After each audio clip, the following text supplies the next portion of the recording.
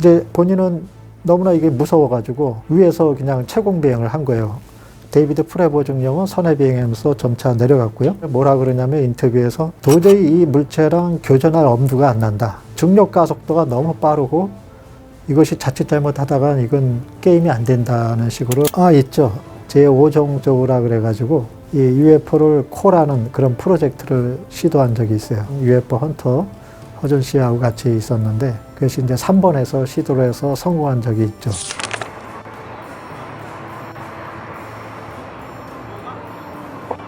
오우! 찍었어, 나 찍었어. 쌍안경으로 보세요, 쌍안경으로. 쌍안경으로.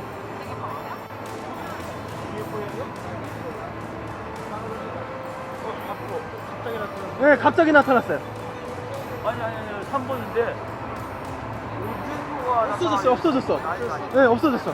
아직까지 국내에서 정보기관에서 이 UFO를 은밀하게 연구를 하고 있다는 것은 공식적으로 확인된 바는 없어요. 그러나 예전에 이제 국정원에서 제 아는 이제 대학 교수한테 이 UFO를 연구할 필요가 있는데 어떻게 생각하느냐 그런 전화가 왔었다 그래요.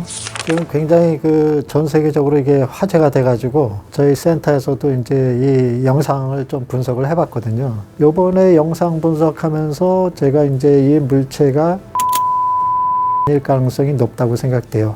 그 이유는 뭐냐면 한국 UFO 조사분석센터장을 맡고 있는 서종한이라 그럽니다. 최근에 들어와서 이슈가 된 게 아니라 1947년부터 시작됐습니다. 그로부터 한 40년 동안 미국을 비롯해서 전 세계 각처에서 이제 UFO 목격뿐만 아니라 외계인이라고 추정되는 그런 휴머노이드 지적 생명체를 만났다. 그런 조우 사건이죠. 그렇게 세월이 흐르면서 이제 미 공군이 1969년도에 이제 프로젝트 블루북이라 그래가지고 22년 동안 조사한 결과를 발표했는데 세 가지로 발표했어요. 첫 번째는 이것이 과학적인 의미를 가져다 주는 자료라든가 정보가 하나도 없다. 국가 안전에 침해되는 그러한 요소도 발견되지 않았다. 세 번째는 이제 가장 중요한 관심이 가는 사항인데 외계에서 왔다는 증거가 없다.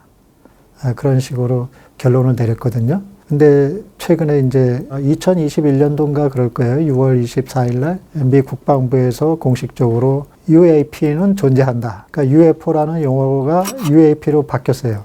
정확하게 이제 한국 용어로 말씀드리면 미확인 항공 현상 또는 이상 현상이라고 그 범위를 넓힌 거예요. 그러면서 국방부가 아주 명확하게 밝힌 것은 이 UAP가 물체인 것은 확실한 것 같다. 그리고 국가 안전에 상당히 위협이 되고 있다. 그리고 항공 안전에도 위험을 초래할 수 있는 요소가 다분히 있다. 실제로 그 미 해군 전투기 조종사가 목격한 사례 중에는 한 11건 정도가 UAP로 추정되는 물체와 충돌할 뻔한 적이 있었다. 그것도 발표가 됐거든요. 이것이 존재하는 거는 같은데 물체라고 했으니까 근데 이것이 어디서 발진지가 어디며 또 무슨 목적으로 지구에 방문하는지 그런 것을 아직 판단할 길이 없거든요. 근데 분명한 사실은 이것이 전 세계 어느 국가든 방공망을 뚫고 내방을 한다는 거죠.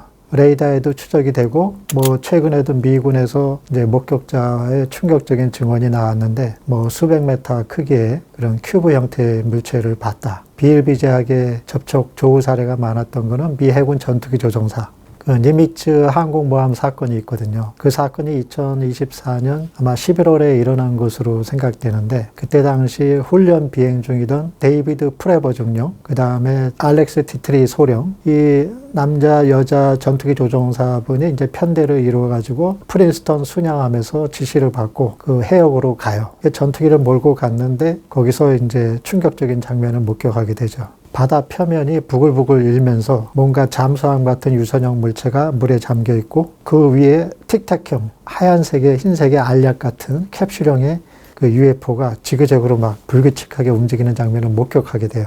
그래서 그 데이비드 프레버 중령이 선해 비행을 하면서 그 비행 물체의 정체를 파악하기 위해서 이제 급강하로 내려가게 되는데 그 순간에 이제 이 틱택형 UFO가 초고속으로 상승해서 사라졌다 그래요.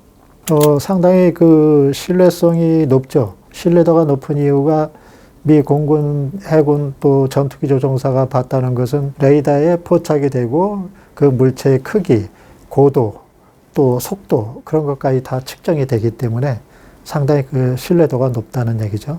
이제 그 니미츠호 항공모함에서 출격한 두 분의 전투기 조종사의 증언도 있지만 그분들의 증언에서 충격적인 건 뭐냐면 그 편대장인 그 데이비드 프레버 중령이 말하기를 마치 이 비행 물체가 날개도 없고 추진하는 그런 것도 보이지 않는 열분사도 보이지 않는 그런 비행 물체가 아주 재빠르게 탁구공이 마치 벽에 튕기듯이 그런 식으로 날아다닌다.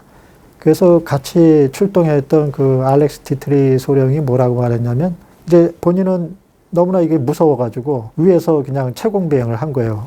데이비드 프레버 중령은 선해 비행하면서 점차 내려갔고요. 근데 그때 생각하기를 뭐라 그러냐면 인터뷰에서 도저히 이 물체랑 교전할 엄두가 안 난다.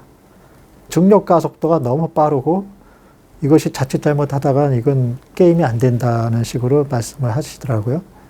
그런 걸 봐서는 이것이 지구상의 그런 비행 기술, 항공 역학적인 면을 훨씬 뛰어넘는 그런 고도의 테크놀로지를 가진 비행 물체다.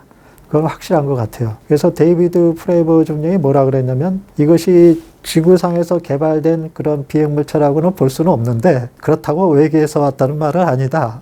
그런 말을 한 적이 있어요. 그러니까 굉장히 신중하게 표현한 거죠. 물리학 법칙을 뛰어넘는 그런 비행 능력도 보이고 예컨대 이 UFO는 초고속 비행하다가도 순간 정지하고 순간 턴을 할 수가 있어요. 근데 항공기는 그렇게 못하거든요. 저도 그 점이 좀 의아하게 생각하는데요.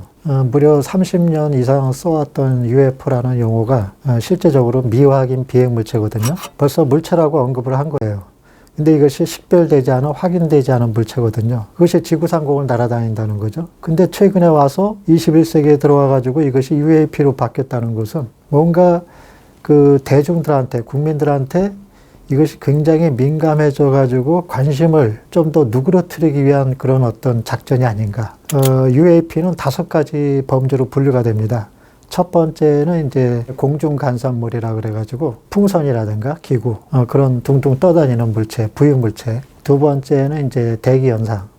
어떤 우리가 모르는 자연 대기 현상이라든가 기상 현상. 세 번째는 이제 미국 정부의 초특급 비밀 프로젝트, 일명 블랙 프로젝트라고 그러는데요. 이런 것에 의해서 개발된 비밀 무기설. 네 번째는 이제 적성 국가에서 개발한 러시아라든가 중국에서 비밀리에 개발한 첩보용 비밀 무기일 가능성. 5번째는 이제 기타. 이것이 외계에서 왔다는 우주선이라는 그 가능성은 완전히 배제됐거든요. 미 국방부가 공식적으로 그런 국민들이 정말 이런 물체가 외계에서 온 것이 아닐까라는 그런 궁금증을 해소시켜주는 그런 분류가 체계가 아니라 오히려 또 의심을 증폭시키는 그런 결과가 돼버렸어요. 우리 그 사람한테 다가오는 느낌이 확 다르죠. 모든 범주, 현상과 물체를 아우른 게 UAP고 UFO는 아직까지 확인되지 않은, 식별되지 않은 물체를 말한다. 있죠. 제가 실제로 UFO를 친구랑 1980년대 초에 밤에 길을 같이 걷다가 관악구 상도동에서 밤 8시인가 아마 그랬을 거예요.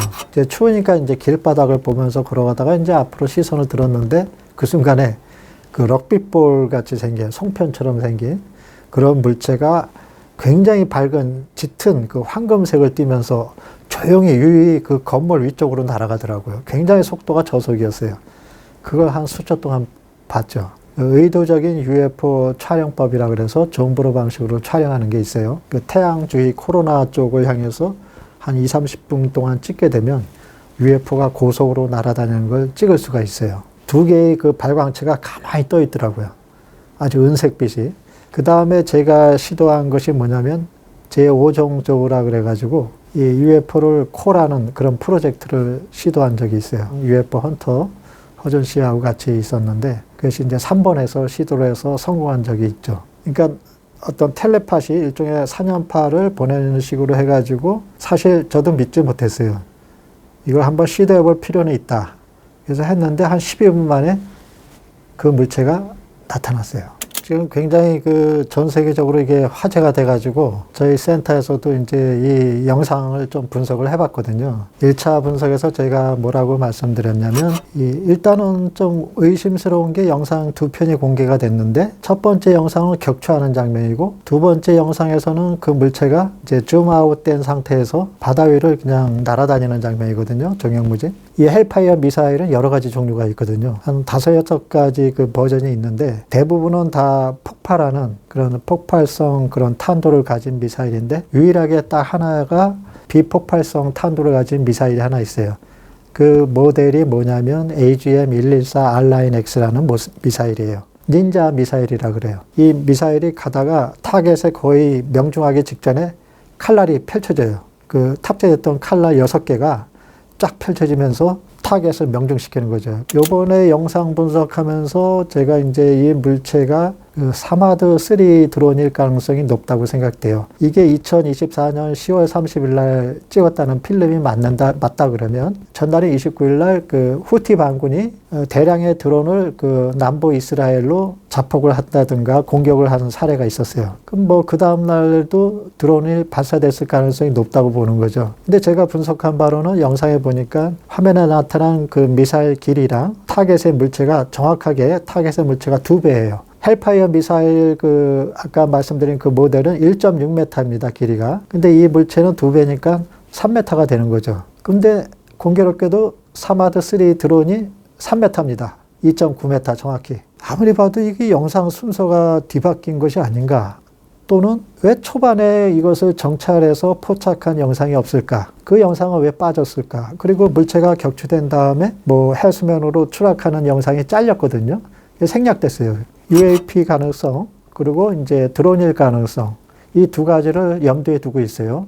그렇지만은 이제 아까 말씀드린 대로 이것을 촬영한 지역이 예멘 해역상공이고 정황상 드론일 가능성이 높다. 그 사마드 3 드론에는 이제 연료 탱크가 위에 부착이 되어 있더라고요. 마치 그 송편처럼 모양의 그 연료 탱크를 위에 싣고 이제 장거리 타격을 한다거나 날아가죠. 비행 물체 후면에 이제 프로펠러가 돌아가고 있고요. 이번에 그 물체 타격한 미사일의 영상을 프레임 단위로 보니까 밑에 쪽으로 물체의 머리 쪽에 밑에 쪽을 치면서 올라갔더라고요. 충격량은 자동차로 비교하면 시속 100km로 달리는 1.5톤의 승용차가 부딪히는 것과 거의 비슷하다. 튕겨나간 듯한 그런 모습을 보이고 있거든요. 스쳐나갔다.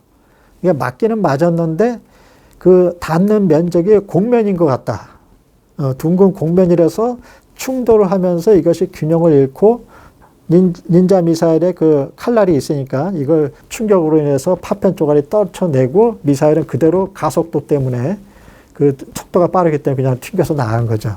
근데 정면으로 측면을 맞았다 그러거나 정확하게 어떤 큰 부위를 맞았다 그러면 이건 뭐 두동강이 나거나 세동강이 날 수 있었겠죠. 이제 많은 분들이 그런 말씀하세요. 영상에 그 물체 파편 조각들이 따라가고 있다. 3-4개가. 중요한 점은 MQ-9 드론이 위에서 찍었다는 얘기예요. 이 물체는 3km 고도에 있었고 MQ-9 드론은 거의 7km에 있었던 것 같아요. 그러니까 상당한 거리가 있죠. 근데 이거 수직에서 찍을 수가 없는 게 카메라의 위치도 있고, 그러니까 이렇게 사각에서 사선 방향에서 이제 추적하면서 찍는데 이게 가까이 당기면 해수면이 빠르게 지나가는 것처럼 느끼게 되거든요. 이 물체의 속도는 사실 느린 건데 이걸 전문적인 용어로 패러독스 이펙트라 그래요. 시차 효과라 그래요. 아직까지 국내에서 정보기관에서 이 UFO를 은밀하게 연구를 하고 있다는 것은 공식적으로 확인된 바는 없어요. 그러나 예전에 이제 국정원에서 제 아는 이제 대학 교수한테 이 UFO를 연구할 필요가 있는데 어떻게 생각하느냐 그런 전화가 왔었다 그래요. 당연히 한국에서도 UFO에 대한 현상에 대해서 연구할 필요가 있죠. 현재 한국 항공청도 우주항공청도 있지 않습니까? 물론 누리호 발사라든가 그런 쪽으로 이제 하고 있지만 나사도 그런 보수적인 기관에서도 이 UFO가 이제 국방부에서 발표하니까 자기네들도 자체적으로 한번 조사 연구해 보겠다 해서 하지 않았습니까? 1년 동안.